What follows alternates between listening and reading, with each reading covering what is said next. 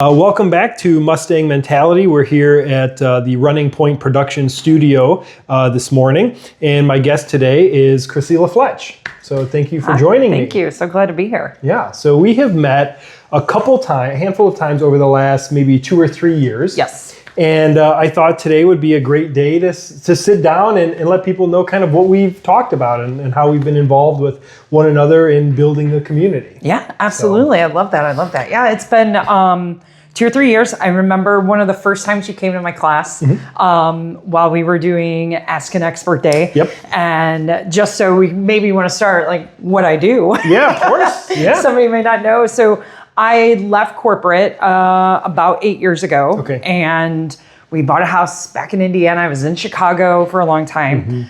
And then it was just like, it's time to move home, right? I grew up here. I love Northwest Indiana. And I was like, and my husband was not from Northwest Indiana. He grew up more central, eastern side of Indiana.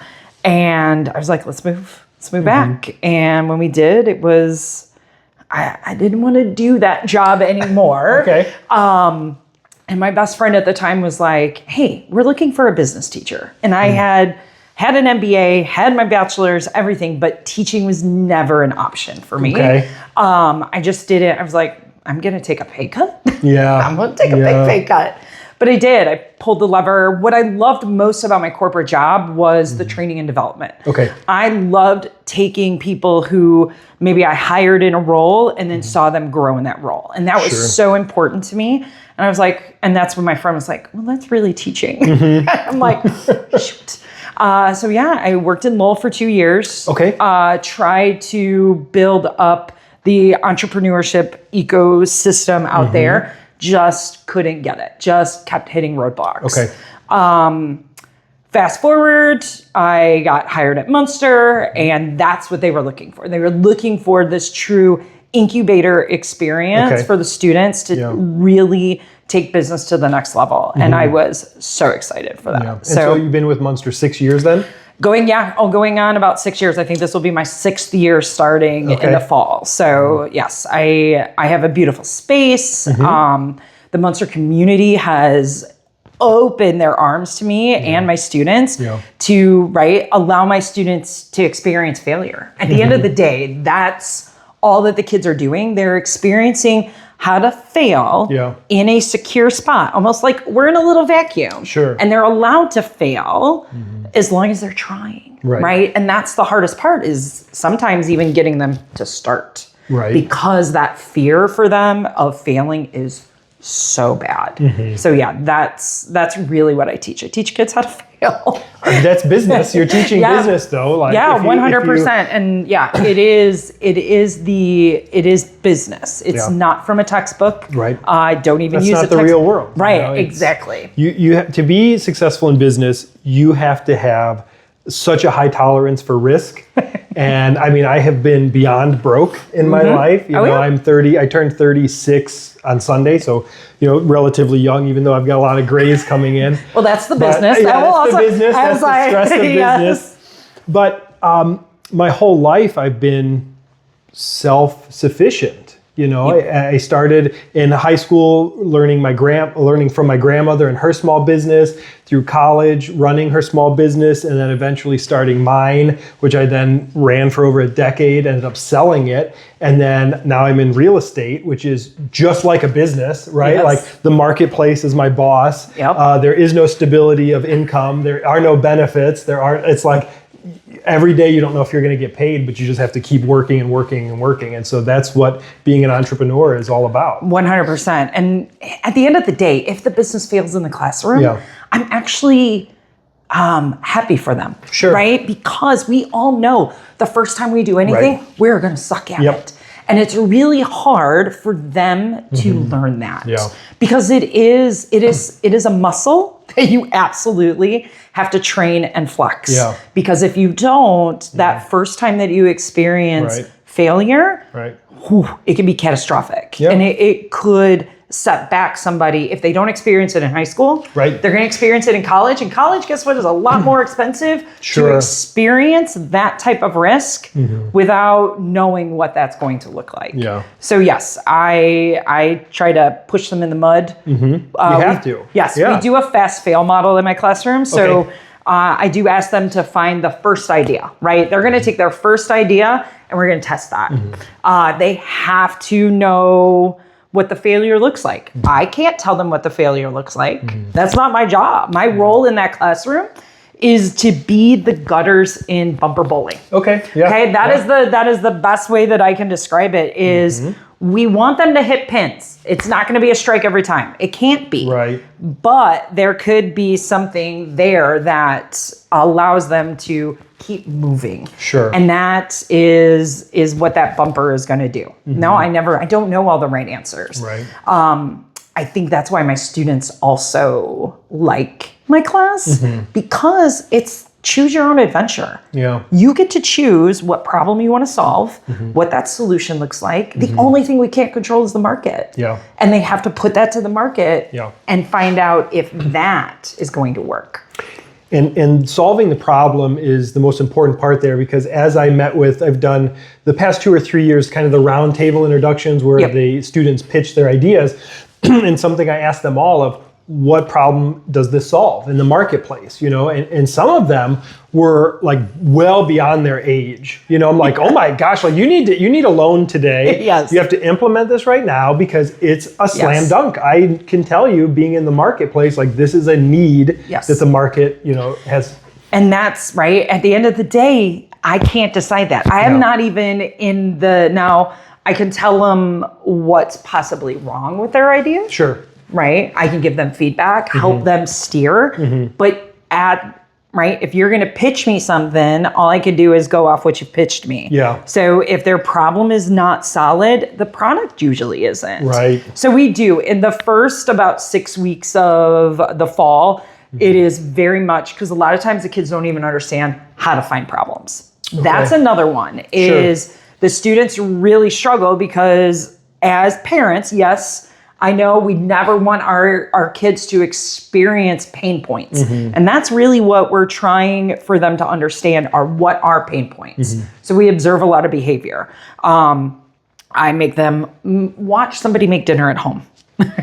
See if they can even recognize when a pain point starts to happen. Okay. And then from there, then we go into, okay, so what is the root cause problem? Because all day I can give them problems, right? We know food waste is a huge problem. We know textile waste. All of those things, those are huge problems. They might be able to find a sliver in order to solve, but if they really experience that problem themselves, they are vast more are going to what want was the trigger and all of that. Exactly, because now they're like, oh, I'm solving this for me. Yeah. So then when we get into the customer piece, they're their own customer. Then it starts to make more sense for them. Yeah. But problem identification sometimes is a struggle for them. Okay. Because and their parents want to solve everything for them. And I'm like, please stop. Yeah, especially when you're that type of class. I mean, we're not talking about like government or arithmetic or something. Right. And I do want them to experience some kind of pain, right? I hear it every parent-teacher conference, every open house. I just don't want my kids to make the same mistakes that I do. Yeah. And I'm like, please, yes. Yeah. Those mistakes are what shaped me into know what not to do. Oh, absolutely. And you learn more from what not to do. Like you watch more failure and you say, where did they go wrong? And I'm not going to do that. Right. Because you can look at these people that have everything. You're never going to see what actually got them everything. Right. Exactly. But you can more so know what went wrong from people. Yeah. So and some of it is for every one problem, there could be 1,000 solutions. So they find that one problem. We circle through, create a solution, their first idea, because I know the first idea is not going to go well. Okay. And that's got to be that tipping point. The sooner they fail in the process, the better they are. Okay. Because when we get to second semester and then somebody wants to pivot to a different, The problem never changes, but the solution could, Yeah. right? Because we know for every one problem, 1,000 ways to solve that. And I just tell them, okay, now we have 999 more to go until you get that. And it's usually by like idea 2 or 3, they have those becoming more practical. Yes. Yeah. And then it starts to flourish into something. And you know it when the kid gets it, when that student now is like, oh, this is real, they take it much more serious. And then my class isn't just another class or another elective. Yeah. It is now that stepping point where, oh, I'm going to take this to college. Oh, I don't even need to go to college. This is, I maybe want to take a gap year and see what this could amount to. Sure. I've seen kids go to Y Combinator in San Francisco. I had a student that got into Carnegie Mellon. He had an amazing idea.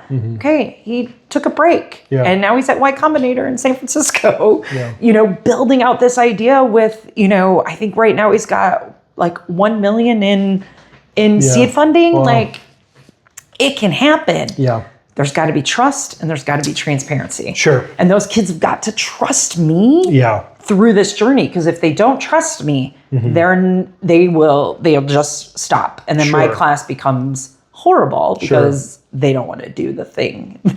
And so how much of this is, you mentioned Lowell and there's kind of some pushback and now you're in Munster. How much of this is like state curriculum versus what you're bringing and saying, well, I want to implement this and I think this style works better? Yeah. So what's great about the state standards is they're just that. They're static. Okay. And it is for the educator to interpret those standards to then take it and figure out how is the best way that we could get this student to this point. Got it. State of Indiana is backing entrepreneurship 110%. Yep. So our standards for the entrepreneurship pathway are perfectly aligned. They want us to help them find problems, create solutions, test it in the market, build the financial model. We are the only, you know how many students we have go into finance from Munster to go to IU Kelly? We have a ton. Wow. How many finance classes do we have? We have 1. We have 1. Yeah. It's my small business operations class. It is the only time that students actively get to work with business math. Sure. Not your trig. And I don't want to downplay that, because I still think calc and all of those things are super important for our students. Yeah. But sometimes just that basic business math on, I showed them a business calculator and they were like, what? All of those pieces I think is so important before they get there. Yeah. Learning how to use a spreadsheet. Yeah. 90% of my students that come into my small business operation class have never even opened a spreadsheet. Really? And you're like, you're going to go to business school? And we don't quite know how to use Excel? Yeah. Okay. Yeah. So Excel certification in my top level course is something that is, I'm lucky to have Munster Education Foundation. So they pay for the certification for Excel. Oh, wow. So my students leave with that skill out of that. Yeah. Because at the end of the day... Which is huge, because in business, the more you can do, the less you're paying someone else to do for you. Yes, your accountant can start running your Excel spreadsheets. You can have an office manager doing inventory and that kind of stuff. But if you can do it yourself, especially starting out... Oh, sweat equity is the name of the game for us. When I owned Top Tier, I would say the first 7 years, I did all the bookkeeping and taxes myself. I would file my Schedule C and do all that stuff. Yep. And I would take my highlighter to my credit card statement every month and categorize stuff. And then as you grow and then you have different, like I was an LLC for years, and then I wanted to start putting myself on payroll, so I had to do an S Corp. Yep. Right? Because if you're an LLC, you can't W-2 yourself. Nope. And so that was a real world experience of COVID. Okay, so COVID came. I had employees, but I had 1099, so I had contractors because they'd come and go as more flexible. Being in that kind of business, they sold their own product and stuff. So I got hammered with COVID, like most small businesses, and no PPP. Yep, because you didn't have W-2 employees. Even including myself. The first round of PPP that went around were based off of your net income, not your gross. So you're looking and you're like, the math doesn't math, man. And so that was the thing that kicked me to go get an accountant. And then we did the S Corp, and I started paying myself W-2 and put everyone on payroll and stuff. Yep. But then you add, some things in business that you never thought you'd run into are stupid things, in my opinion, like paying credit card fees and taxes on tips. Yep. So we were, quick service, right? Yep. You're coming in, buy a smoothie, you're getting, so as the business owner, I'm paying 3% on not only the cost, but also on the tax and the tips. Yep. Then I'm paying payroll taxes on the tips. And so now I think that's changed with the different laws and yes, things. I think with the new tax on tips. No tax on tips. Yes. But yeah, that's something very real that you don't factor in. Oh yeah. And we talk a lot about the cost of business. Yeah. And how when they are still trying to set their price, they don't understand all of everything goes into it. Those hidden costs behind it. And at the end of the day, the business fails. They're a better employee for it now, though, because now they understand that. Why it's important to have your employees on a W-2 versus a 1099. Right. I have a former student, Josh Avila, who is he started to hire this year, and he still comes to me. I always tell the students after they leave me, come home. Sure. Right, home is always here. Yeah. I will always be a resource for you. I may not be able to back your company, but I can always be a resource for you. Right. And then at least connect them to the people. And he was like, well, I want to start hiring. How do I do this? And I'm like, okay, well, you have two options. Yeah. And I go, I know it's more of a headache for you on the W-2 side, but being somebody who, my husband was a cash employee for years, he worked at a barber shop. Oh, yeah. Yeah, he's not on my house. Right. He can't be. I mean, I'm not on my house. My mortgage, being a self-employed the whole time, my wife, yes, that's 100%. And that's, and we still, now he's a teacher because he saw how much I enjoyed it. Okay. So he teaches at the Gary Career Center. Oh, really? Yeah. Okay. So he has a barber background and he had a bachelor's in graphic design. Oh, and he was nice. a graphic designer that it was always like a side hustle for him. While design works in the fades, right? He didn't do anything. He was much more of he's doing those old style cuts all the time. Like he's a very well manicured male. He loves to. He's got a big old beard, but yeah, for years. And I didn't even know the consequences when we went to go purchase this house. what that meant that he was a cash employee, and I was like, oh. Well, that stinks because I couldn't even take his income. Because it would be, I would just get a lump sum of cash from him every day. And I'm like, I can't even put this in my bank account because we're trying to buy a house. All of those things. And the students don't know those things. They don't understand how health insurance works. They just are like, I just go to the doctor. I go, it's way more than that. So what I try to do is back up, our students have these great hard technical skills. They are great taking tests and doing all of that. But how do we apply it? And that's really where I'm trying to bridge that. And for me, those are soft skills, right? Absolutely. Learning those soft skills so that they can just be a better human. At the end of the day, soft skills are what make us have a personality and are a joy to be around. And some people love the work from home model. They love being, they don't like to talk to people. They want to be data entry, and that's fine. Because I'm terrible with that stuff. Yes. Even in real estate. Oh my gosh, all the paperwork you need. I cannot stand it. The processing part of real estate, it drives me nuts. I understand you need it, obviously. Yes. But I can go out there and let's go talk. Let's go look at homes. Let's go do all this. I love it. I enjoy it.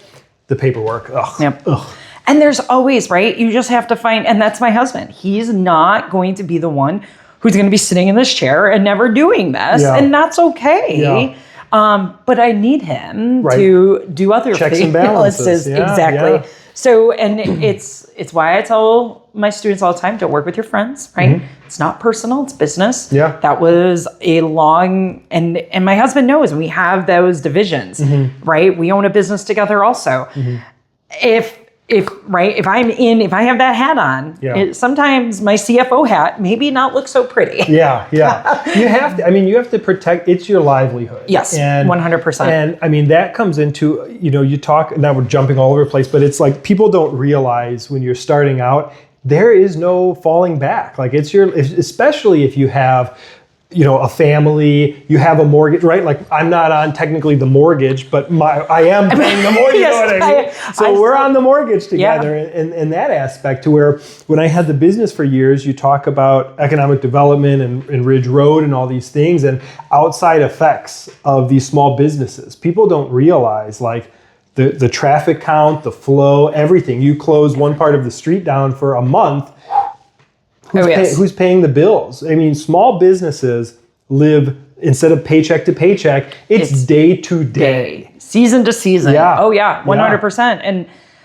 yes, and trying to, a lot of times the students don't know what they don't know, right? And everybody, it doesn't matter who you are, because I try to explain this to my students best I can. And the way that I do it is through driver's ed. Okay.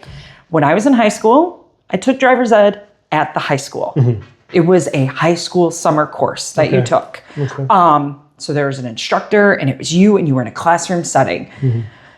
They don't require that anymore. And that's scary to me, because now we have a generation of kids learning to drive from people who also didn't take a driver's ed course. Really? I didn't realize that. Yeah. So driver's ed is you don't have to have it anymore. Really? Okay. And it used to be taught at the school. So then there were standards and regulation and things that you had to learn in order to do it. We had to, I mean, I went to Marian Catholic, so they didn't, it was like, you go learn how to drive on your own time. Yes. And so, but we did. We still had to go to the course. I remember in Glenwood taking it, and so we would go there. And but we still had the instructor. So you're saying none of that exists right now? They still have. Now you could go to certified driving and still take a course. Okay. It costs you I'm sure it's $500 at this point. Got it. For that course. Got it. But it's not required. Interesting. You don't have to have it to get your driver's. 16 and a half? I think it's 16 and a half, and they have to have so many driving hours, but that could be with their parents. But that's logged by their parents. 100%. So, right. So do we want to keep kids on e-bikes instead of cars? Just keep them on the bikes for now? I don't, right? And those things are frightening to me in a whole other sense. But we have the blind leading the blind. Yeah. And if we look at driver's ed, we can do the same thing about personal finance and business and how all of those intricate things work. We as entrepreneurs learn them because we failed. Absolutely. And I feel like the failure still needs to be there, but not for everything. No, Some of those things cost me a lot of money. And soft skills too. I mean, I was working at the age of 14 waiting, bussing tables. 100%. And then at 15, I was bar backing. And at 18, I was waiting tables and then doing all this stuff. So that's where soft skills come. And it just translated into customer service, which small business, which translate into what I'm doing now, which is essentially also customer service. Yes. So my recommendation is go work in a restaurant. Oh, I tell my students all the time, like, go get a job serving tables. Learn how to build those relationships. Some of those I worked at a Bennigan's in Highland, okay? Right? I still have contact. Some of those people that I worked with are still some of my closest friends. Still are confidants that I could go through. And like, all I have to do is find one funny meme about a turkey O'Toole sandwich and it's over, right? And that group chat is going around that for a while. And for me, it's, I say it all the time, but it's not what you know, it's who you know. Oh, your network is your network. Your network, the whole right? thing, and I'm so at least I get to pull in my personal network into my classroom. Because then my students see how important and how I nourish that relationship. Because that relationship is two-way. All they see is all the favors that the community wants to come in to my classroom and give back. But on the other side, it's doing things like this. It's attending chamber meetings. It's doing the Rotary. It's going to the events, meeting people. I can't stay inside and expect this ecosystem to grow. Well, and that's, I can personally attest that now the past year, so I knew based on what I want the next stage of my life to look like, being behind a counter even though I loved being a small business owner, I couldn't be doing this today. No. I just came from a Chamber of Commerce board meeting before I came here, you know, Yep. so there were things that I couldn't do because it is difficult to staff small businesses now. So I had to make that decision, like, you know, do I want to stay where I've been at and I'm comfortable, or do I want to get really uncomfortable but see what other opportunities out there? And you have to, that comes back to that risk, the appetite for risk. So by the time my students get to their senior year, they get, right, you can start to see that they've outgrown their pot. Sure. They've outgrown and they need to be transplanted somewhere else because they're like, I'm not getting along with my friends. I'm not, okay, it's because you're growing at this rate. Yeah. And then I have other students that are so scared to leave the building, they're not quite ready yet. And I'm like, it'll be in time, right? And I go, when you are comfortable, you are not growing. Right. Uncomfortableness is the name of the game. Yeah. If I was comfortable in everything that I did, I'd still be sitting at home right now, still doing the same job I did for 13 years that I was unhappy with. Yeah. Now, yes, did I take a 76% pay cut to become a teacher? I did, but it's now opened my schedule. First time I was ever able to take a 2-week vacation was my first year teaching. Okay. 2019, I took that. Took a 2-week vacation as the first time at Christmas because I worked retail, right? At the end of the day, global coffee company, I was retail. Christmas was my busiest season. I had 11 stores on Michigan Avenue. Where do you think I was? Every holiday. That was the first time. I mean, obviously that's a drastic pay cut, but at some point there's definitely a number that is the quality of life. 100%. And I know some people during COVID and the transition for companies to home-based work was, well, now they want me to go back into the office, but I can get a different job, maybe make a little bit less, but I'm working from home and I enjoy it. So it's that, you know. I know, but I still love the water cooler talk. Oh, me too. I right? Like I could not. But some people, they thrive in it. You know, they like. I will. Now, I didn't hate teaching online. Like I didn't hate it. And that was my first year of teaching was 2019, 2020. Oh, wow. Yeah. So when we made that switch in March, I was just like, we're doing what? Like, I was, and here's the best thing about it in Indiana is I didn't have to have teacher training to go into the classroom. Indiana looks at my years of experience and my 2 degrees and was like, oh no, you're a 4-year teacher. That's what they gave me. Okay. They turned my work years into that. Okay. With no training. Yeah. None. I went in a classroom for the first day and I just talked to my kids like I did my employees. Yeah. Which I think is proof. I mean, you look at the success coming, like that should be the model. Yeah. Like, why aren't more people doing that? And I tell my kids that, like, I don't want to be a teacher. Don't shank that yet. Because I didn't want that life either. But I'll tell you, I love my summers off, right? And I love the flexibility that I have. Like, and I know I'm lucky to be at Munster because it's not the same flexibility that my peers in other school districts. Okay. Let's say chamber meeting, all of a sudden 2 weeks out. I have the flexibility to be like, hey, chamber would like me to come to the meeting. Yeah. Is that cool? Can you get me a sub? Munster's like, absolutely. Yeah. Right? Yeah. Because Munster cares about community relationships. 100%. You know, so, yes. they're very active and intertwined. The school system and the town itself, I think sometimes the school is more of a driver in things than even like the town council because the school schools is, I mean, come on. If you live in Munster, you want to live in Munster, you know it's a premium because of the schools. And I love that because not only do I have, right, I have friends who have parent-teacher conferences, 0 people show up. 0. And you're like, now we have a robust, like, everybody is coming in to see, right? On open house, it's really great. Parents are there. The kids are leading their parents around, showing them around. That is a school community, right? That is. And I see my friends who are like, yeah, we have parent-teacher conferences. I had 2 conferences. I was like, I had back-to-back. I had people waiting out in the hallway because I only had so many slots to fill. And that feels good as a teacher because it's just one extra thing I don't ever have to worry about. Yeah.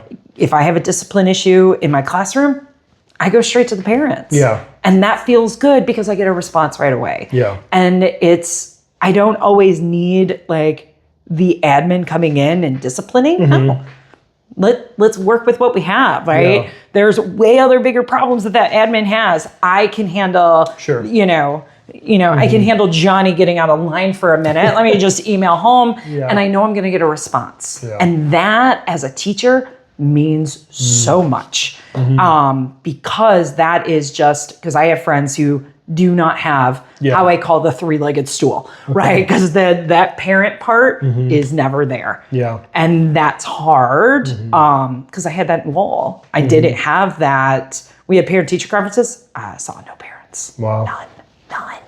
And you're just like, don't you want better? Yeah. You want to make that difference? You want your kids, you want to be active in this? I think that's so important. Yeah, So I mean, we're extremely active and engaged and all that's, of that. I mean, I've gotten offers from other school districts. I don't Again, look. right? It's quality of life. Quality of life. Yeah. I now that Highland and Munster, now there's a bridge between my neighborhood and Munster. I'm gonna be riding my bike every day. Yeah, that's right by my house. It's me too. On my I'm block. I'm in the Brantwood neighborhood. Oh, so I'm on me- Martha Street. So Yeah. I'm just, So we just went that strip today. Yep. That's fantastic, right? Like for me now, and the other part was I'd always lived in Highland. Okay. But working in Lowell, like I couldn't go to sporting games. Sure. Because then I'm driving 40 minutes home. Right. 40 minutes back. Yep. And that's hard to do. Here, you'll see me at football games. You'll see me at choir concerts. Because that's how I build relationships with students. If I need them to trust me. Yes.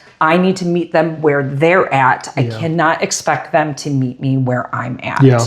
And that's so important. And when they see that the first time that I show up to a play or a choir concert, that kid's mine. Yeah. That kid's mine. He or she is like vested. If she cares enough about me to go, I'm going to maybe pay attention a little bit more in her class. Yeah. And for me, that's super important. Then I get to meet their parents. They'll introduce me to their parents. All of those things to me, that's why that's worth the 76% pay cut. Wow. So at the end of the day, I can figure out any way to make money. That's easy for me. Right. But I can't pay for happiness. Right. We tried that. Sure. I made a lot of money in a different life and I still was unhappy. Yeah. Right. It's not Right? everything. Yeah. I'll never forget I was in Seattle and I just was like, I don't want to do this anymore. And I called my husband and he's like, are you serious? I go, yeah, I don't. Because I was getting ready to I was taking a big leap. Okay. And I was like, no, I don't know if I want to do this. Yeah. So that was rough. Changing careers. And then now being the advocate for education is kind of a weird spectrum to be on. Well, I mean, I from a scholastic standpoint, I was a dud, straight C student. I always did my work. C's get degrees, y'all. Yeah, I mean, true. But, I was more like if it applied to a real life situation, I could really grasp onto it and go further. But like reading, books that I had no interest in or different things I had no interest in, I just couldn't retain it. Oh, yeah. And then my dyslexia just kicks in mad, yes. So it's like, I did good in a couple things, political sciences and government classes in college and then entrepreneur classes. Other than that, it was like, but also, right, like freshman at Purdue Northwest, why am I taking astronomy? Yeah. So it's, at the time, and I remember, and I didn't graduate from Purdue Northwest. My grandmother she owned a business that's what I wanted to get into. And she was aging and she had, onset dementia and some things. And I remember my professor, Dr. Hussein, and he said, if you want any part of this business, you need to leave and go run the business because it won't be here for you. Right. And so it was an interesting thing. Like their senior level class, they would go and like audit businesses. And I was a freshman in the class. And I said, my grandma's got a business. So they came in and they looked at her books and they started auditing everything. And I was very young and my grandmother was, again, in her 80s. Yeah. And so it was run by some people that shouldn't have had the access to run it the way they were. And they found essentially a lot of fraud going on in the business. And he told me, like, you either get more involved now or it's going to be gone. And ultimately, the business really didn't work out or last. That was due to part of the economy at the time, 2008, 2009. That was part of it. Also was part of it was the the young punk coming in, right? Taking on the establishment that were working there for longer than I've been alive in one case. And it was hard to say, no, these people are, stealing from you. This is what's going on, and this is like a third party. And then it just fell from there. I'll do like a 4-hour podcast episode one day on that. Maybe I'll need to start drinking that morning. That turns into, I've seen a couple where they start with like a therapy session. But you're just recording my therapy now. Yeah, fantastic. Yeah, but no, there's just so many things that you never think of from day one that come up in business along the way. And now my grandma was one example, but now I'm in commercial real estate. The number of aging business owners, looking, they call us all the time. I wanted my children to take over this business. They don't want to take it over. Oh, yeah. And so what do we do with this business now? Sometimes the business is, someone will have interest in buying it, but generally it's like you liquidate and you sell the property because someone else with a different idea wants to come in. But it's happening right now more than ever in the history of the United States specifically. The transformation of wealth, the transfer rather of wealth. Right now. Oh, in his name's Wade. He runs We Create out in Valpo. Okay. He does a whole series on this because he's starting to see that need also. I even teach it in my entrepreneurship class, in my principles class, that all of these different ways that you can become an entrepreneur. It could be buying out. You could just buy out. Right? Yep. You could buy somebody's established business. That in itself is an entrepreneur. Depending on the circumstances too, I mean, you can get seller financed, right? Like generally that comes from an employee, right? If you know that they can steer the ship. Right. But there's multiple, not everything is capital in terms of what you have in the bank. Right, exactly. So just trying to teach the students that there's different ways to do this, right? If you see, how many of I'm lucky, a lot of my students' parents own businesses. That's why they take my class, because they're like, we want Johnny to be able to take this business over. They don't want to be in 20 years getting a call, them calling me and saying, my kids don't want the business, how do I sell? And I am just, and also very shocked by that, that there's not more that want to take that over. I think now I'm going to age myself, right? Yeah. But it's a generational, like younger kids, not all of them, right? But a majority of them, they want instant gratification.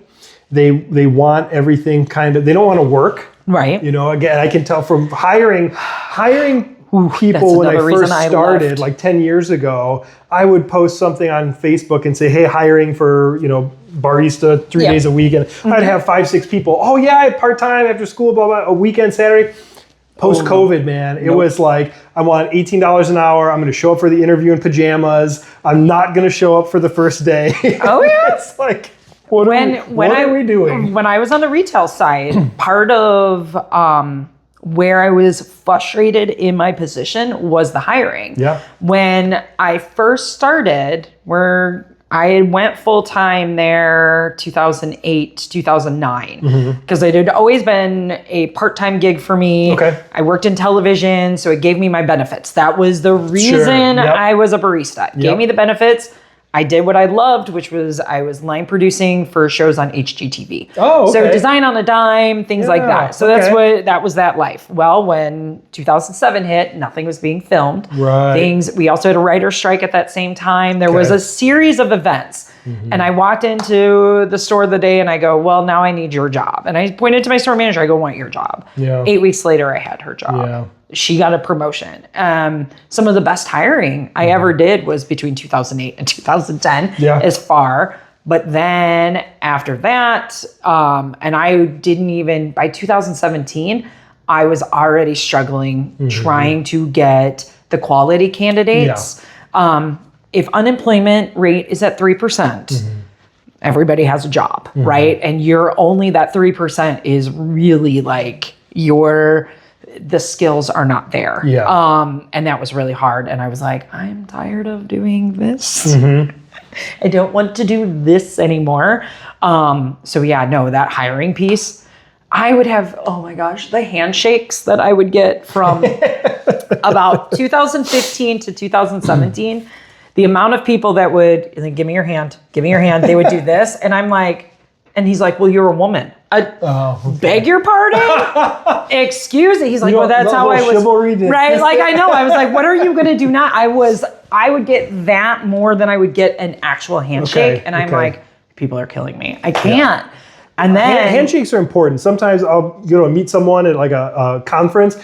It was a bad handshake. I'll lose sleep. No, I'm kidding. but you for a second you're like, oh, that was weird. That was not a good. Like, give me a firm one there, buddy. Right, and it is right. It is, and first impression. And, right? Exactly, and that's what those skills are missing. Oh, yeah. I didn't know that I needed to go into teaching then, but really, at the end of the day, I'm trying to make this well-rounded person. Yeah. Right. And if you want to go to college, it's fantastic. I love that for you. Right. But you don't always have to. Right. And that's where I want them to feel comfortable. Right. 89% of Munster students go to college. Yeah. And I love that for them. Yeah. But really, I'm teaching to that 11%. Sure. I want that 11% to know that, right, you don't have to go spend that money at post-secondary. You can get the skills, you can get the things that you need, go through Ivy Tech, get a couple certifications, take some master classes, figure out who you are. Yeah. We push those kids, and these timelines they don't matter. Right. They don't matter. Right. I went away to school, I failed out, came home with my tail between my legs, took 2 years off, then went back to school. Found something that I had passion about. Yeah. Now I'm further along. Am I still in the same amount of debt? I'm even worse because of the situationship I had down at Purdue Lafayette. Yeah. But I'm glad that happened. Yeah. That had to happen for me to then be diagnosed with dyslexia, be diagnosed with ADHD, and then actually find a passion for learning that I didn't know existed. Didn't know that there was a realm in which I could read something and understand it and not have to. I would never write papers in high school. Never. I would convince the teacher, because that's what I can do. Sure. Let me do a presentation instead of writing this paper. And most of the teachers were like, yes. Yeah. They didn't realize that I can get up in front and talk to anybody about anything. Yeah. I can really BS really well. I got to fake it till I make it. And I learned that so early. And then when I went away to college and I was like, I can do this again. Nobody prepared you for those college professors. But I am so thankful. I had a professor at PNW who, was like, why do you do well when I give oral exams? Okay. And why, when I give you a written one, you're toast.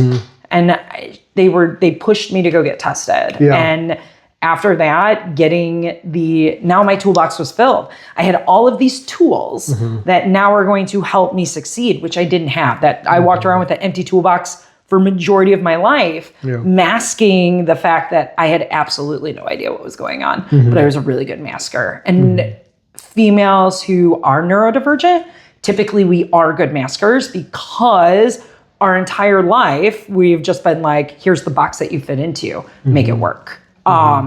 So yes, girls are much more likely to get diagnosed later in life. I see it all the time. I have girls in my class and I'm like, oh baby, we are the same. Yeah. I can see it now, and I push them. Yeah. Get a 504, right?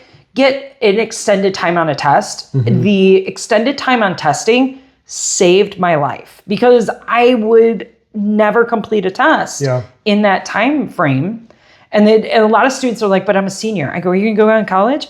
You can carry those accommodations with you. I still have my accommodations. If I want to take a praxis exam and maybe I want to get a different license or, a certification on my license, I still get those accommodations. Okay. I can still access those. That's how important it is. Just trying to get kids to be their own self-advocate. Advocacy. Yeah. Because they just, they're like, well, you got to ask my mom. Okay, I want you to have the conversation. Sure. But there's nothing wrong, right? Like stigma, right? You can remove the stigma from it. Yes, 100%. And it's been fantastic because as soon as I say that, I have a lot of students in my class that are like, oh, I'm the same way. Right. Right. I just learn differently. Yeah. I don't think that I am less smart. I actually think that my ADHD gives me a superpower that most other people, I can have 47 tabs open in here. Oh, people ask me all the time, like, why are you everywhere?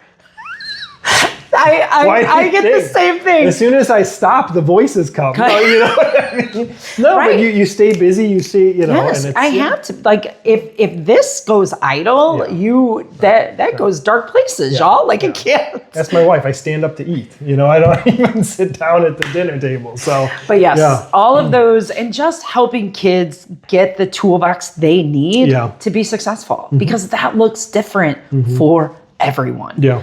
And just trying to help them understand that if you really just solve problems, at the end of the day, here's your problem, create a solution. It is things that can be, it's just a process that can be repeated. Yeah. And teaching them that repeatable routine, once they get it, you can apply my process that I teach in class to literally any problem that you encounter. And that, at the end of the day, that's all I want the kids to be, more equipped when they walk out those four walls. So let's talk about interns. Right? Yeah. So right now I've got 3. Yes. Okay. One is she just graduated from Munster. Okay. And she's doing, and it's, again, your network, right? So I had 3 people. I think you sent me 2 of them, and then one was I met when we did something with the civic class at Munster. Okay. And so one I've got plugged in with the Chamber of Commerce. She's helping with social media stuff over the summer. Nice. And then one I've got plugged into one of my mortgage companies that I use. So she's getting a paid internship twice a week. And she's also interning downtown Chicago the other 3 days like a machine. Yep. And then another gentleman she's an incoming senior. And then I've got a gentleman who's an incoming junior. Yes. Coming up to some appointments with me. We did some walkthroughs, and he was with me the other day. I had a multiple deal situation on a house, and so I put him on speaker with the seller. I can't wait to hear. And so I'm like, these are different situations. You know, not everything. The sellers really want to look at the net sheet. Yep. And they also want to know, and it's my job to convey to them, which is the better offer. Sometimes that's not always the one that nets you the most. What's going to actually close, you know, and this is a solid, you know, if there's drastic differences, then other things. But so he met me at the office, and I was like, I got to make a couple calls, come in. So I'm having a good time with them over the summer.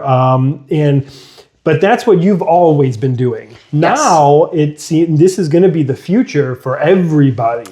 So let's talk a little bit about that. So, right, a little scary, right? This is the incoming freshman that came in. So that would be class of 2029, which I know. I was like, that just...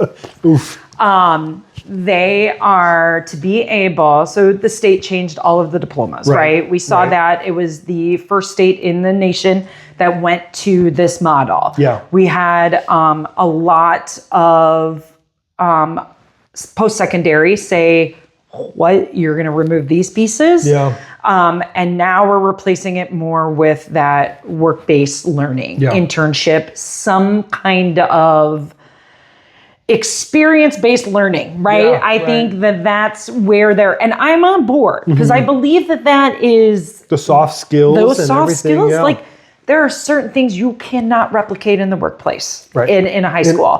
And at the end of the day, we are getting them ready for the workforce, no matter what that looks like. It's right now or 4 years. 4 years. And I don't really think it's post-secondary that should be worrying about that. We should be preparing them better for that when they get there. And a lot of kids have jobs while they're in college too. Yes. So, but we have and it was very odd to me when the conversation started to happen at the state level. I just asked my students, I go, how many of you actually have jobs? And I was shocked that only like 3 to 4 kids would raise their hands. There's just not, I could not imagine being in high school and taking the course load that these kids take, right? Got it. It's a lot. So you have a lot of AP classes that are going to demand a lot.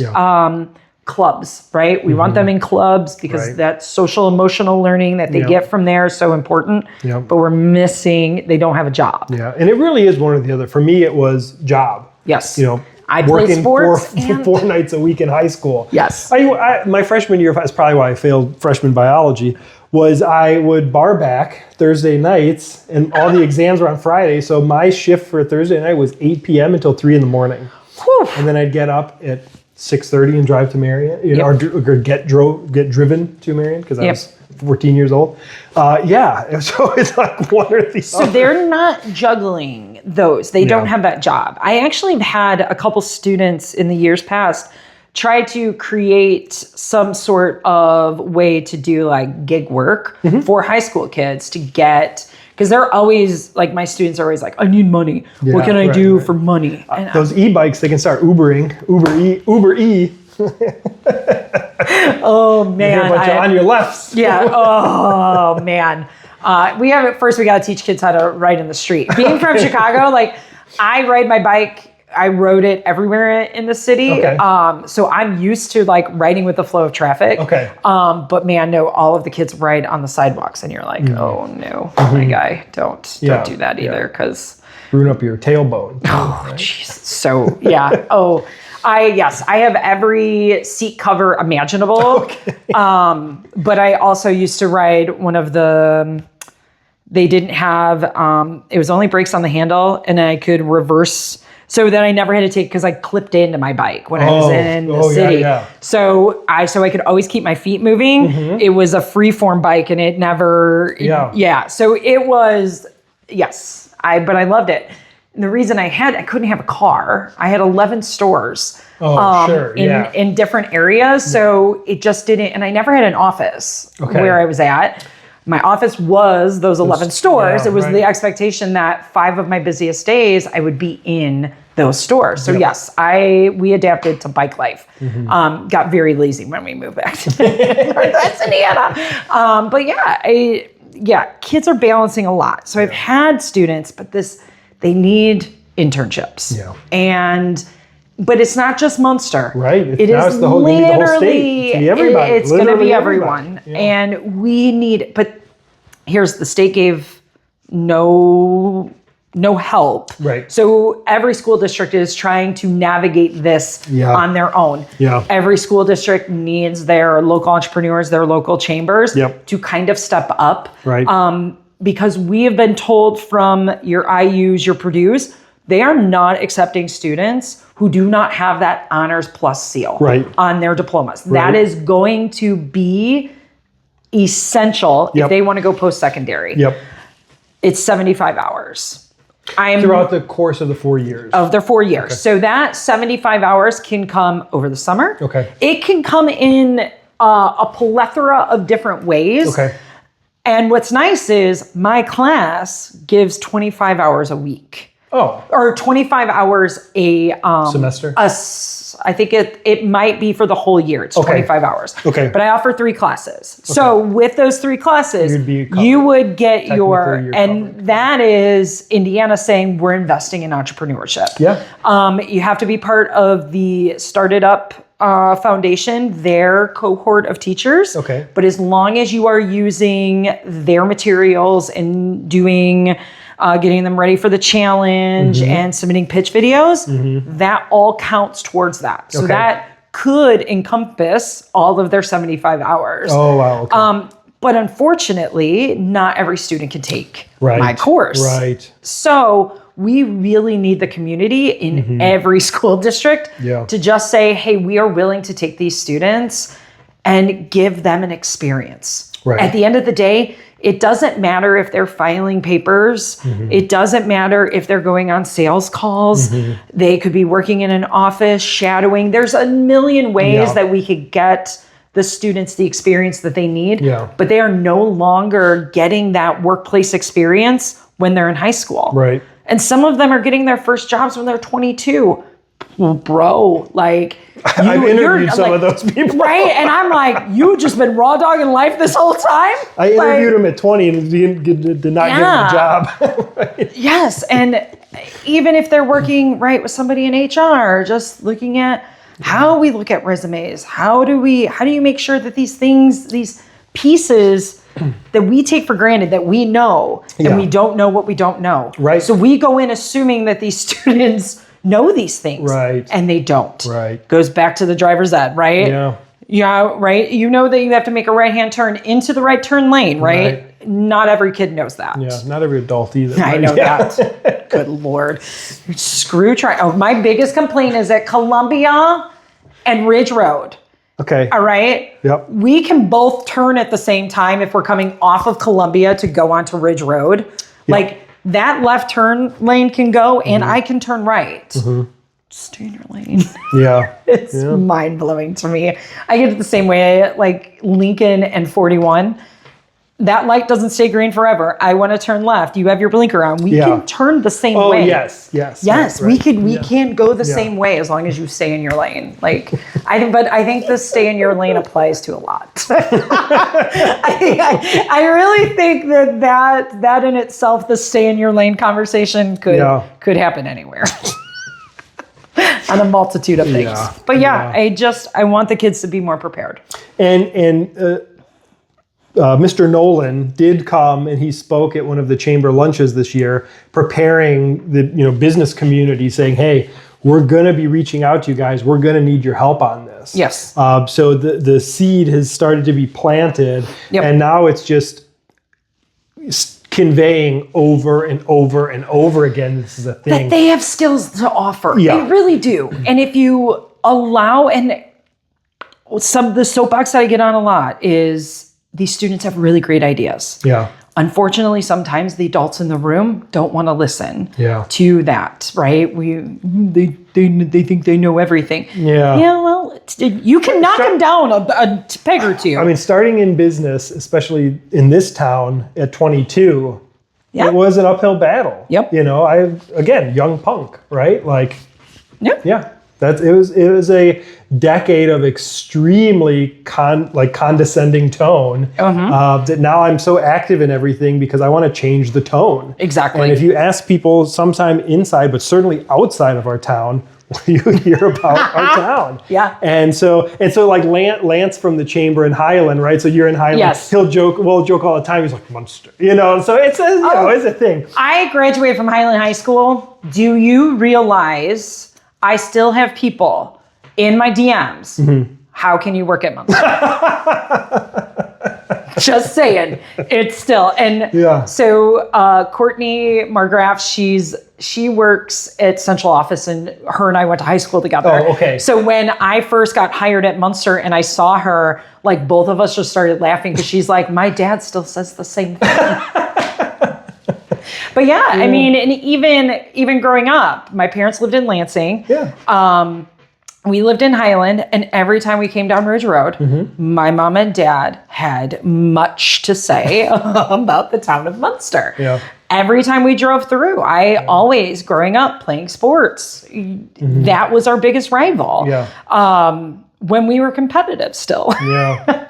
So yes. And I'm glad. I mean, I live here now. When we bought our first and second home and decided to have a family, it was like we knew we wanted to be here. When I opened my business, my grandma's business was in Munster for close to 40 years. So like I knew this is where I wanted to be. Yeah. But I was still, treated as the young kid, an outsider, right? I lived in Munster when I was born. Munster, I lived in Munster, but after my parents got divorced, moved to Lansing, and I grew up in Lansing and went to St. Anne's and Marion.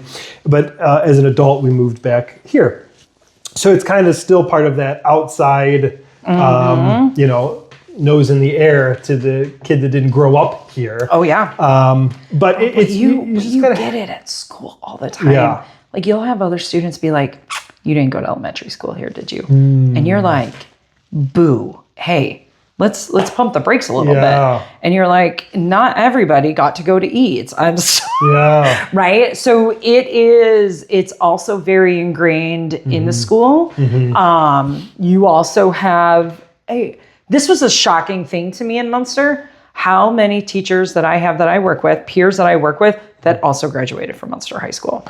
Oh, sure. It's a lot. Yeah. It's a lot. Yeah. But sometimes I think of it, now if I went to go get my doctorate degree at Purdue, they would not allow me to teach at Purdue. Okay. Because, right, they want that diversification of ideas. Sure. You want those different ideas. So sometimes I'm like, is it a good thing or is it a bad thing? That we have so many. I mean, there's a lot. Well, I'm sure at the high school level too, I know from Marion, a multitude of the staff graduated from Marion. Oh, okay. Yeah. Yeah, I just never experienced that. Like I never. It was like a badge of honor too. Oh, like wow. class Okay. of, Mr. So-and-so class of this, like at Marion. Yeah, oh yeah. Yeah. Very well, we much did so. a really fun TikTok series. So I teach like a TikTok class where I gotta come, let me enroll. Oh yeah. So it's a really fun class, but the kids have to pull trending things and then we replicate them. And one that we did was, and that's how I found out how many teachers actually went to Munster High School. Oh, you did the yearbook thing? Yeah. So we found all this. It was much easier when we were looking in Munster. And I was like, oh my gosh, there's quite a few. And then we would take their high school picture and then give it to them and be like, hey, Miss Laporte, can you sign this for me? And then they're like, are you kidding me? Yeah. And they'd be like, is Miss LaFlech doing this? Yes. Yes. Yeah. So it's kind of, but it was just very, very weird to me when I got there because I was like, there's a lot of you that graduated from here. I would say that it's, going back to the chamber, now I'm on the inside, but out from the outside, what I didn't like for a long time was cliques. Yeah. Very, very cliquish. And it's hard to get your ideas even listened to if you're not part of the clique. Oh, yeah. And what I can say is if, I'm proof that you just have to keep knocking. Oh, You just got to keep at it until they can't ignore you. Oh, yeah.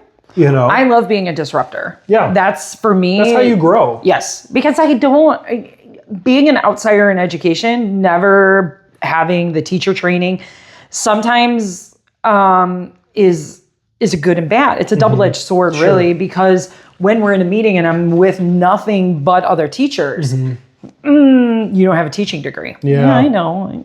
I may not know what a pedagogy is, and the first time that they said that in class, I thought they meant like all of the continents together. Oh, okay.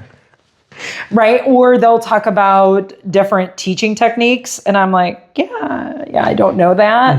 But at the end of the day, what we're giving the students is, and however that pedagogy kind of flows, I guess it's fine. So you say that, you know what I think of? Like the sweatshirts.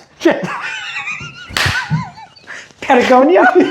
I did too. I go, is it Pantera? Like I couldn't, because they were like, oh yeah, so what's your pedagogy? And I'm like Your Tamagotchi?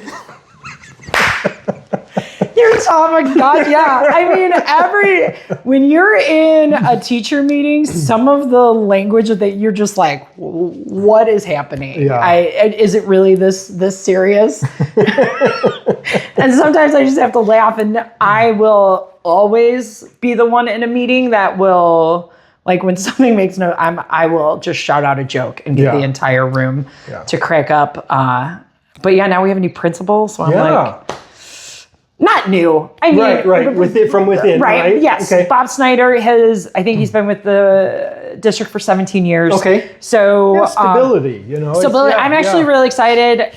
We have an amazing guidance department, so that's really exciting to see him kind of move those roles and see what's going to happen. So yeah, lots of shakeups. It's crazy. And I mean, superintendents too, I got to know the previous one a little bit because the chamber, again, with the collaborative effort, he was on the chamber board, and now Dr. Hicks has taken his position. Oh, nice. Okay, good. So I got to meet with Dr. Hicks over the last year a couple of times, and such a nice guy. Like, just really, really cares, like down to earth guy. Oh yeah, he loves to be known from Southern Indiana. I was like, guy, anything south of 30 for me is Southern. Don't invite me. Is Southern Indiana for me. So if you grew up south of 30, I automatically think you're Southern Indiana. Sorry about that. No, I do love Dr. Hicks. It's been, that transition, because now in my 6 years, I've had 3 superintendents. Okay. Yeah. So Dr. Hendricks was when I was first hired. Okay. We'll edit it out. What was this? Yes, but I've had 3 superintendents. Oh my God. Dr. Heller. Yeah. Woo! Dr. Brett Heller. Dr. Heller, and then now Dr. Hicks. So it's a little different, right? Yeah. Each time there's everybody's priorities, we get this little shift, and we're going to see that this year, right? Because Mr. Snyder might have different thoughts on how we do things than Mr. Nolan, and I'm fine with change. That's the other thing that I try to teach the kids, that like change is okay, because that's also very rigid for them. That is something that they're not real comfortable with. So try to understand, yes, change is going to happen. It's the inevitable. It's death, taxes, and change, man. I can't. There's nothing else out there. And if you think that things are going really well, just wait. That's when something happens. That's when something happens. So, but what would we can wrap up here with the future. What do you look forward to the most? And what keeps you in Munster and so engaged and so vibrant and in love with what you do? I think there's a lot that keeps me here, right? A 2.9 mortgage rate. Ding, ding, ding. Never, like I can't leave my house. But besides that, as long as there's students out there that are still willing to take the risk, take a chance on themselves, right? Go for it, even though they're not 100%. I will still keep doing it. I'll still have passion as long as I have one. I don't need more than one, right? I'm always going to have the Brandon Walkers of the world, right? I have some upcoming students who have some really great ideas.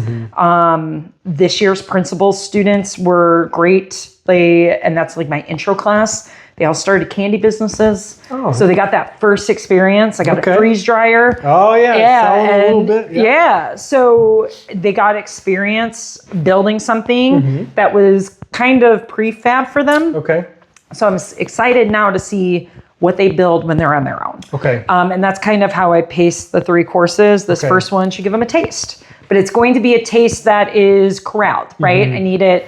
I need to have some control over it, because there's still, 60 kids who are wheeling and dealing. So I got to keep them in a space. But now I'm excited. Now they understood the process, and that's trust the process. And that's what I try to tell them all the time. Like, it doesn't matter as long as we look at a problem, create a solution, build it, test it.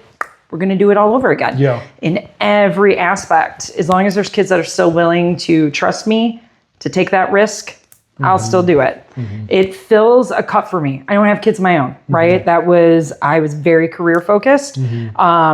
And kids were never on the table. But now I get about 192 a year.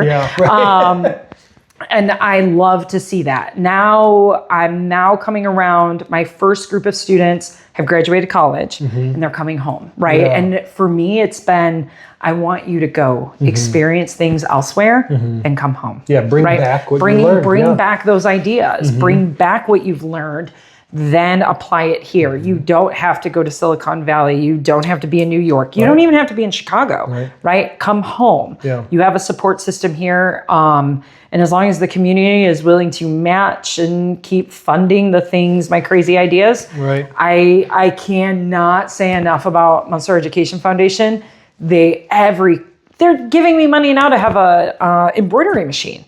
So now we'll have a spirit shop that they can, right? The kids get to do it all in-house. All in-house. Oh, wow, that's cool. So, keeping that money. So when we have clubs and things that only want to do like 14 shirts, they're paying $40 a shirt. Yeah, because the volume. The volume. We control those costs much more. And then it's all student run. All the designs are made by students. They'll be running. And when does this kick off, or is it started? It started. We got a DTF printer last year. And we've been building that out for 2 years now. So now we are able to take orders in-house. Oh, nice. Okay, now we're going to open it up to the 5 schools in the district. We are only district. We will, because kids are like, well, I'm going to go out and get sales. No, that's not what we're doing. Yeah. Right? Because I'm not, can I undercut every single person who's got a garment business? I can undercut them, but that's not what we're doing. We're only using our resources for our resources to keep our money in the system. Because then, my students are bringing that in. I'm purchasing supplies for other things. We're keeping costs low so that right? Our homecoming shirts, we do all of our... Yeah, it's just reinvestment. It's Yes, just exactly. Yeah. So, and then they're getting to run the full aspect of the business. Yeah. So they have to take care of inventory. And this is the senior level course that we have. So this is a business. If their business fails and they don't have another business, they run one of the businesses that I've created in the building. Oh, okay. So you got an ecosystem. We have our own little mini ecosystem in the building. The freeze dryer this year will be open. So let's say Spanish Club wants to do a fundraiser. Okay. Spanish Club, all you have to do is go purchase the items that you want at the cost. We'll freeze dry them, help you package them, give you a sale price. Got it. So that then they understand what that middleman looks like too. Sure. So they are that person who's taking raw materials, converting them into something, and then knowing how they can upsell to then make a profit. Yeah. And they're helping then clubs and things fundraise on their own. So then we can eliminate, I think there's a lot of barriers to entry in Munster, right? Sure. If you want to join a club, you got to have skin in the game and it can be expensive. DECA, I run DECA, that to even come to the call out meeting, right? To join DECA, it's $100. Okay. I think that is a barrier to entry for some of our students. Sure. But if we can do fundraising in our own building, then now DECA has money to do these other aspects. Yeah. Maybe then I don't have to charge $100 to get students in the door. And I think that's really important, creating less barriers for entry for our students so that everybody has a chance to experience something. To me, that's super important. And I mean, that's another lesson that they probably are learning, not that you wanted them to learn, barrier entry points. Yes. Because you're going to have those. Everywhere. Even in high school, you can see it. It's, red tape from the beginning of it. Yeah. Oh yeah. And they see, because everything that I do at the school level, I have a series of steps that I have to take that if I was in a real world, I wouldn't have to take. Sure. But I expose them to all of those because it doesn't matter. I mean, if you're going to go look for a retail space and you're going to get a business license and you're going to do all of those, that's red tape. Yep. You have to learn how to work in that ecosystem because if you feel like you can just go in with scissors and start cutting, you're going to turn people off, right? There is a way to kind of like peel the tape without cutting it and getting through and creating those connections. So at the end of the day, I'm never going to stop. This for me, I believe that entrepreneurship builds so many skills in students, so many skills that the normal classroom can't. Right. And I'm okay with that. Stay in your lane, right? I'm going to continue to stay in that lane. I think that every subject around me helps build to make those kids better. Yeah. But I believe that entrepreneurship should be at the center of it, where everything else becomes then the reason why you need to know calc, the reason why we need you to be a good communicator and take the speech class, take the science class, take the computer science class. All of those things are still insanely important. But if we frame them around entrepreneurship and the problem solving model, it will work for every class. Yeah. And I would love to see a system where it was like, I just go into a classroom for 6 weeks and work within your curriculum, but then show them how entrepreneurship can work in there seamlessly. And it could, right? It doesn't matter if it's a history class. It doesn't matter if it's an engineering class. Problems are going to exist in every realm. Sure. They have to become better critical thinkers. They need a critical think to be able to recognize the problem, problem solving just to solve that. And then that trust and that risk. There's a certain level of risk. Yeah. No matter what you do that you assume. Well, you get married, there's a risk. You buy a house, there's a risk, right? I did it, right? I miss renting because I kind of do. Because then when my hot water heater goes out, I just call somebody. Well, I mean, there's a business philosopher, Jim Rohn, who would say, life is risky. Owning a business is risky, but having a job is risky. Yep. Driving a car. Life is so risky, you're not going to get out alive. Right. So, Yeah. Yeah. Yeah. All right. So good. That was excellent. I think, we were about an hour. Yeah. And I think we could keep going and going. Oh yeah, I definitely could. Yeah. We'll do a part 2 at some point. Maybe have some of the students on. I would love that. One last thing to wrap up on, an episode I did a couple months ago was with one of your students, Brandon Walker. Yeah. And I met him because he was interning with a friend of mine, Brooke Metz. And, at first Brooke was like, oh, I think you should meet him, maybe do a podcast with him or something. I'm thinking, a high school kid, not that this is like a super structured or high thing, but it's like, what do we talk about? Right. How do I relate to someone in high school? But then I met him a few times out in the community and then with Brooke, and I'm like, oh yeah, this is a no-brainer here. And so, he carried himself better than I do. And phenomenal. Oh yeah. So it's a testament of the program you've got. It is, yes. And he was also on my DECA. So I've had Brandon since a freshman. Okay. And to watch that growth. So sophomore year, he qualified for internats. So we had sophomore Brandon, who did not speak the entire trip when we were in Anaheim, right? Read his books when we were traveling between places in buses, just kind of, and then to see him as a senior and to see that growth where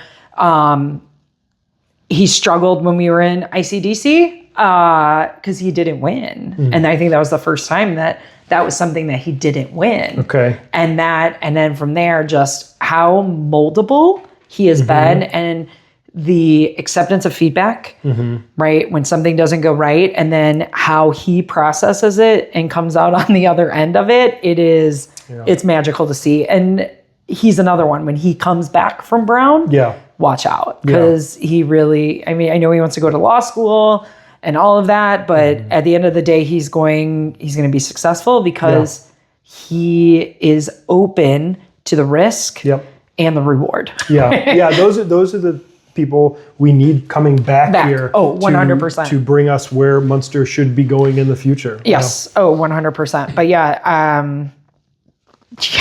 but it's going to be the experience with Brooke. And it was me his junior year, because I had a student 2 years ago who was in the work-based learning program.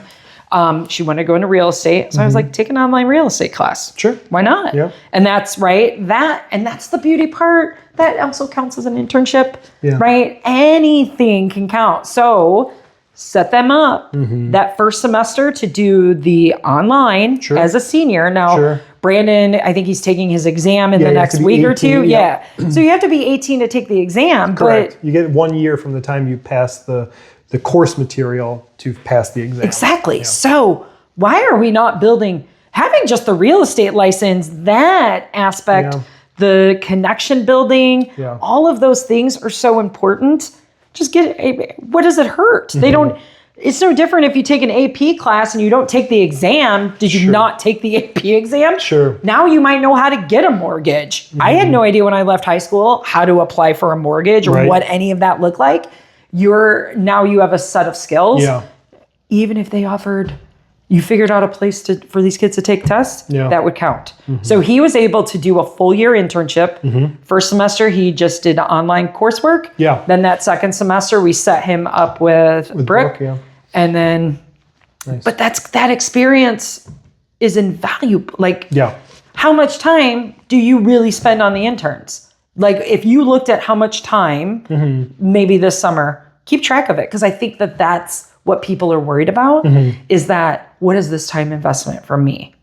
Oh, I definitely think it's dependent on the type of business. Yeah. With real estate too, again, I'm very mobile. Right. And so I'm at the office, and I'm also at the office at 6 a.m. some days. So I can't expect a high school kid to meet me there at 6 a.m., but I like to get my paperwork done out of the way. So in an office setting, it's very early in the day. And the rest of the day, I'm doing this kind of stuff, or I'm meeting with clients. So it's kind of, I'll say, hey, tomorrow I'm going here and here. You want to meet me here? You want to meet me there? Yeah. But those appointments they're meeting me for are maybe an hour a pop, Right.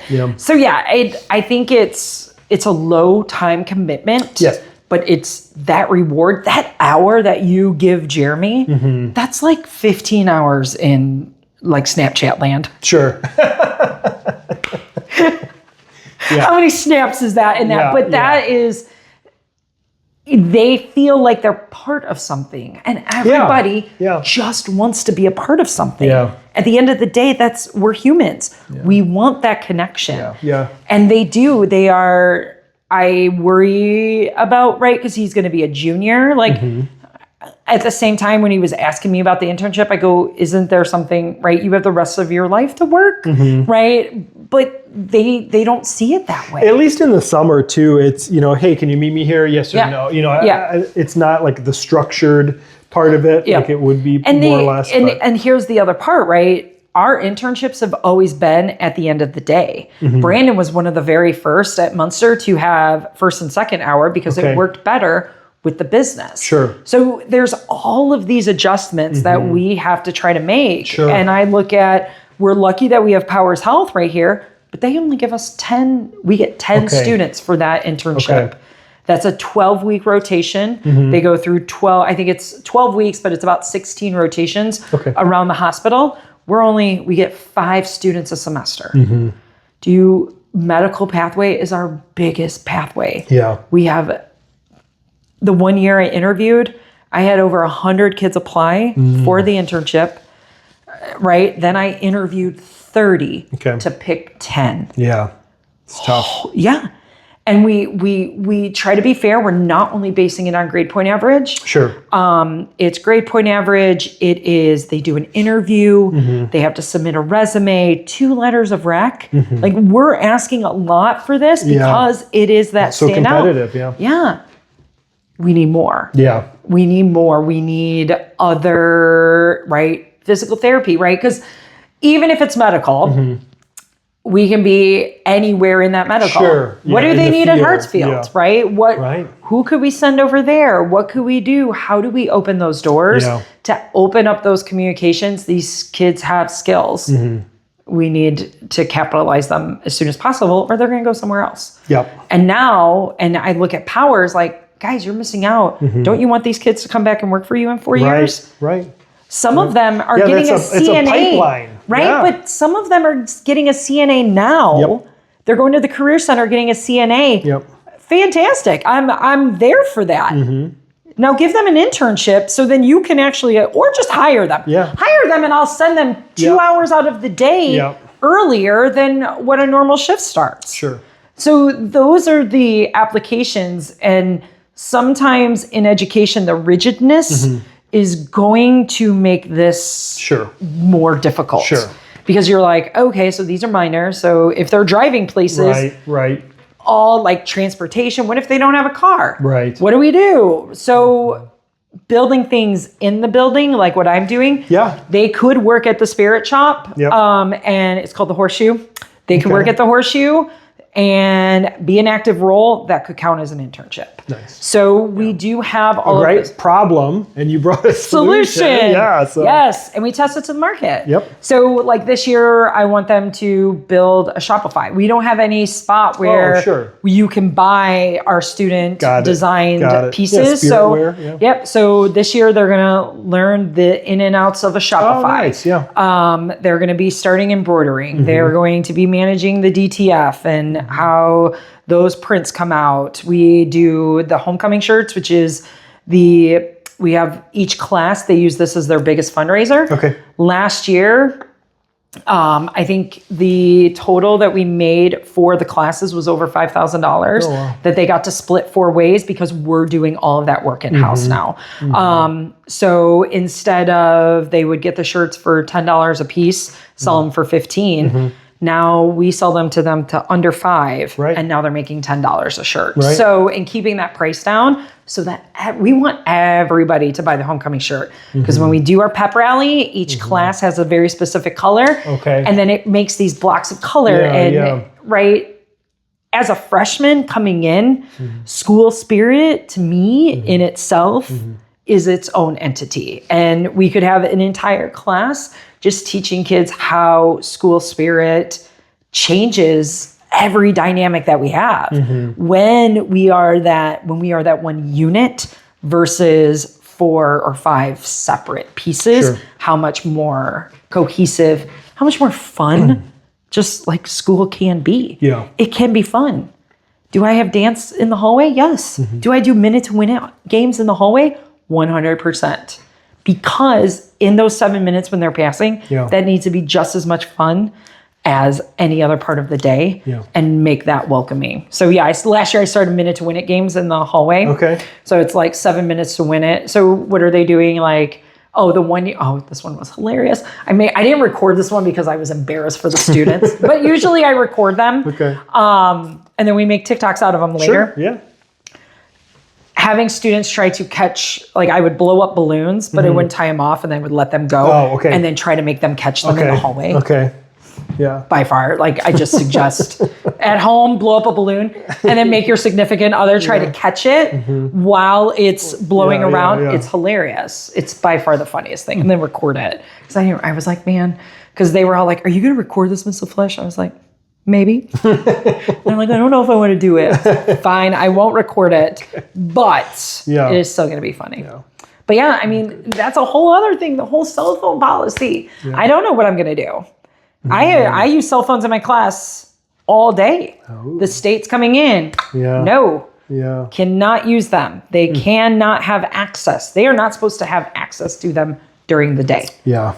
I have a whole class that we make TikToks, like a whole section that's all we do.